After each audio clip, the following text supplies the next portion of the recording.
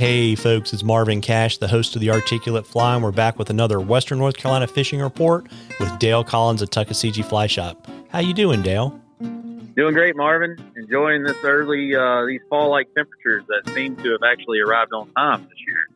Yeah, it's kind of crazy. It kind of reminds me of when I was a kid. I think the heat broke probably about 3 weeks early here in Charlotte. Yeah, well, it used to be September was the beginning of fall, October was fall. The last 3 summers, it's been September was the end of summer, October was the beginning of fall. And, a lot of folks can remember, a lot of drama with NC Wildlife delaying stockings here and there on delayed harvest waters because the water temps were so high. But that's not the case this year. We've got great water temps. The other morning on a trip, it was a 38-degree air temperature, and we had 52-degree water temp. So it doesn't really get much better than that for water temps. Yeah, and so on the DH water, obviously, you don't have as many fish as you would have, say, in 2 or 3 months, but they're not terribly educated. So what are you using to fish for them? You sort of want to, start with those junk flies, but, girdle bugs are, depending on where you're from in the country, you might want to call them patch rubber legs. But those patterns, the big stone flies, they've been working extremely well. And, your fish that are, maybe some fish that have held over are going to jump on that too. But, I would not be afraid to throw some dry flies on these delayed harvest fish. We had a trip on a local delayed harvest and they were sipping number 20 blue-wing olives. The baker that guides for us, he tied on 7X and tossed out some size 20s and they proceeded to whack them. So I think a lot of times we overlook that dry fly bite and that can happen on delayed harvest. So don't be afraid to give that a try and have some fun. Yeah, absolutely. And what are your recommendations for the wild streams? For the wild streams, it's fall, so let's get on that pumpkin bandwagon. So let's throw some orange caddis. Let's throw some orange stimulators. Yellow stimulators are still getting it done too. Your blue-wing olives are in abundance. Just a good mix of things. Saw some sulfurs flying around yesterday evening out on the water. So, it's kind of a mixed bag, but you can't really throw orange sometimes in other parts of the year and have as much success as you can have right now. So have at it. Yeah, got it. And how are the leaf peeping crowds?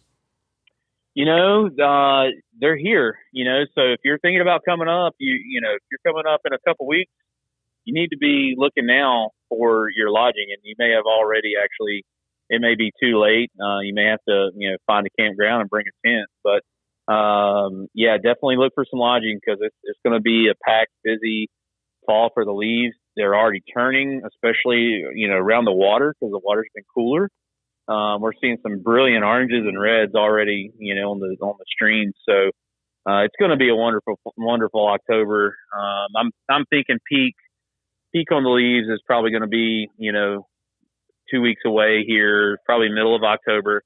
And then it'll kind of work its way down the mountain, but it's coming, man. We're excited. Well, that's great. And we've got a question from Kevin, and Kevin wanted to get your recommendation on places to fish in Panthertown Valley. Yeah. So Panthertown Valley, this is, they call this the Grand Canyon of the East.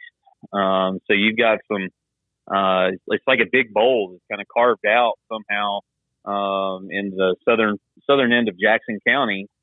Just a great geological miracle. And when you get any kind of drop in elevation, you're going to have waterfalls. So these waterfalls present great opportunities for fishing, and Schoolhouse Falls, Granny Burrow Falls, places like that. Make sure you have a good map. The trails in there can get very confusing. You sort of have to follow the National Forest trail numbers. So heads up on that. But what's hard about Panthertown is the water in there is pretty tight. The rhododendron has just about covered the creek in most places, and you can't even walk up the creek. It's so thick. So, your best shots are going to be on those waterfalls. There's some brilliantly colored brook trout in there, and just a wonderful place. Very neat. And, folks, we love questions on the Articulate Fly, and you can email us your questions or send them to us on our Facebook or Instagram page. If we use your question, I'll send you some articulate fly swag. You'll get into a drawing for some cool stuff from the shop at the end of the season.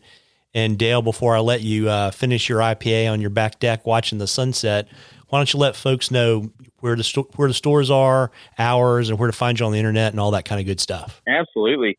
So we are located in downtown Bryson City at 3 Depot Street. Got a big brown trout statue out in front.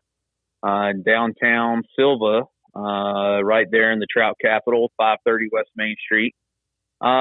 Now for October, November, we're going to be 8 to 5 in both locations, Monday through Saturday, closed on Sunday.